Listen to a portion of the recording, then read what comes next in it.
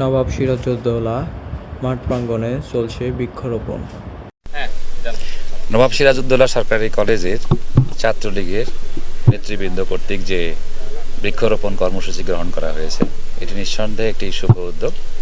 আমাদের আমরা কলেজটিকে দৃষ্টিনন্দন এবং সবুজ চত্বরে পরিণত করবার জন্য সদানিয়ত কাজ করে যাচ্ছি।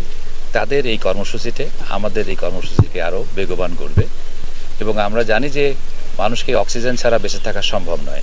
এই অক্সিজেন সম্পূর্ণরূপে আমরা গাছ থেকেই পাই এবং আমাদের ধর্মীয় হেডমাস্টার ইসলাম বলেছেন যে কোনো মানুষের যদি জানে যে আগামীকাল রোজ কিয়ামত, আজকে যদি তার হাতে একটি বীজ থাকে, সে যেন অবশ্যই সেটি বপন করে। এর সাথে সুন্দরতর কথা আর হতে পারে না। কাজে আমরা যেখানেই আছি, এই পৃথিবীটাকে সুন্দর করবার জন্য, আমার দেশটাকে সুন্দর করবার জন্য আমরা যেখানেই পরিবেশ পাবো সেখানেই বৃক্ষরোপণের মাধ্যমে আমাদের সুন্দর পরিবেশ গড়ার জন্য চেষ্টা করব। আমি ছাত্রলীগের এই উদ্যোগের জন্য, শুভ উদ্যোগের জন্য তাদের প্রতি ধন্যবাদ এবং কৃতজ্ঞতা জ্ঞাপন করছি। সবার জন্য শুভকামনা। জয় বাংলা, জয় বঙ্গবন্ধু, বাংলাদেশ চিরজীবী হোক।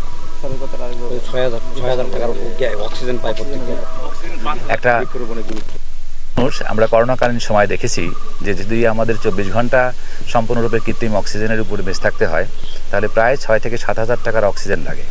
তাহলে প্রতিদিন আমরা একজন মানুষ প্রায় 6 থেকে 7 হাজার টাকার অক্সিজেন গ্রহণ করছি। যারা আমরা নিজেরা বৃক্ষরোপণ করিনি, তাহলে এই পরিমাণ টাকার অক্সিজেন নিশ্চয়ই অন্যের লাগানো গাছ থেকে গ্রহণ করছি। এটি কিন্তু আমাদের একটি ঋণ।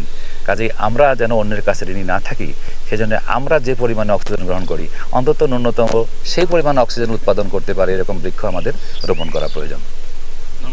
ধন্যবাদ।